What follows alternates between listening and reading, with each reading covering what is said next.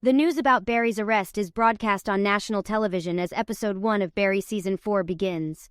We see prison officers watching the news as Barry is brought to their block. Despite hearing that he is a cop killer, they are excited to see him and wish to service him in any way possible. DA Buckner and Chief Krauss are present with Gene Cousineau in the press conference briefing the press.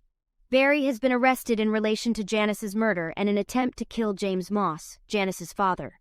The first phone call Barry makes is to Gene, who is still at the conference. Barry's tone is one of being terrified and misunderstood, as he tries to explain he went to the house to protect Gene. It is a feeble attempt to win back his favor and not detach himself from the idea that Gene does not love him anymore. Gene once again says what he said in the last season's finale. "I got you." Sally is going back to Joplin, Missouri. When she lands, her phone explodes with messages and notifications. Lindsay, Sally's talent agent, calls her and informs Sally that Barry has been arrested. Upon hearing the news, it is almost like Sally goes into shock and has a panic attack in her mother Claudia's car, while the latter calmly places a food order. Claudia's reaction, or lack thereof, indicates that she has experienced this before and knows how Sally would be in its aftermath.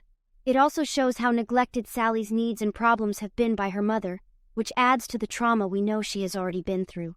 Her panic attack is a visceral moment in the episode. Fuchsias watches Barry walk by him in astonishment. He has been placed in the same cell block as Fuchsias, and that scares the life out of him. He contacts the FBI and Agent Harris. For PTA fans, we distinctly remember him as the guy Daniel Plainview threatened to kill.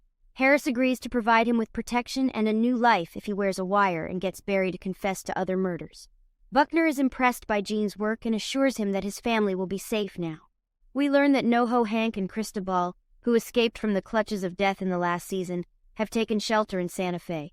They are currently staying in a rental, and learn from the house owner that there is a serious shortage of reliable build-quality sand in the region.